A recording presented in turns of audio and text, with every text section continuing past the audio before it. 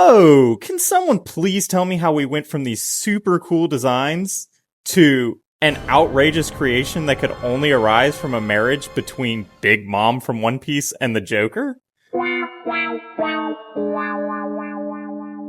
Oh, excuse me. That's totally not why you're here, is it? Let's get into finding out if she's going to be meta.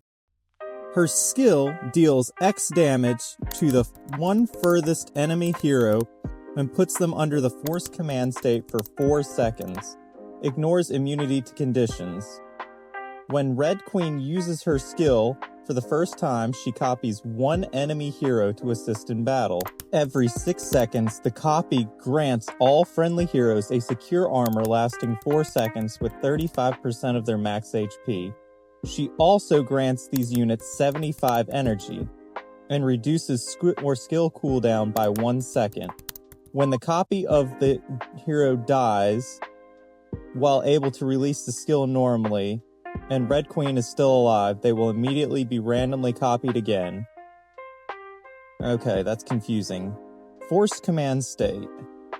In this state, Unleashed skill only attacks teammates and deals 600% attack damage to self and 3 nearby enemy heroes every 0.5 seconds. Heroes immune to confusion ignore this effect.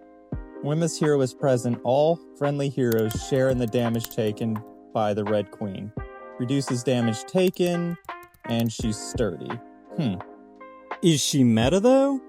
Now that we know the skill detail, there are 3 questions that have to be asked. Does the skill have impact and sustainability? AKA, does the skill translate into a lasting advantage for those who use her? 2. The synergy of the skill. How well does the skill amplify her primary strengths? And 3. Counterplay. Are there reliable counters, or does the skill force adaptive play from opponents? Let's see if number 1 works out.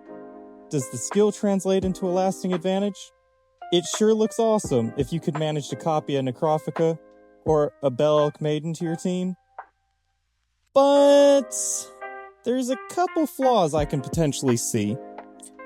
One being, there's no guarantee it won't be the least essential hero on the opponent's team, which would lead to inconsistent performances between battles.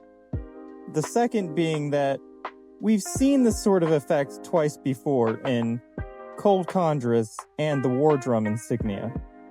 But that leads straight into the second question, doesn't it? Does the rest of her skill complement or clash with the other parts of her ability? Because unlike War Drum insignia and Cold Chondrus, she has far more abilities. Include, but are not limited to, she gives the entire team secure armor. She reduces the skill cooldown of her team while reducing the energy of the opponents. And she has Force Command State, which can deal quite reasonable damage to 3 opponents on the enemy team.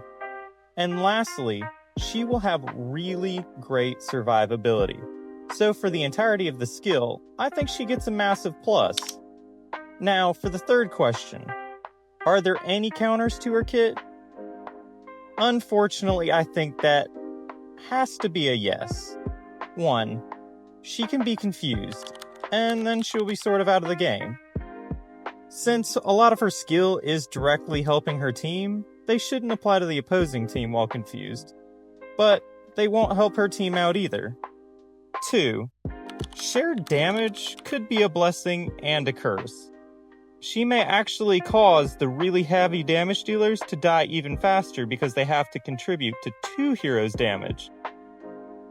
Third, I don't see any status immunity in her kit, so inhibit, silence, and paralysis all have to be dealt with, which is quite unfortunate. This leads me to the conclusion that she's not quite meta status, but she will be incredibly useful on certain teams, and may very well be one of the top support heroes in the game for a while to come.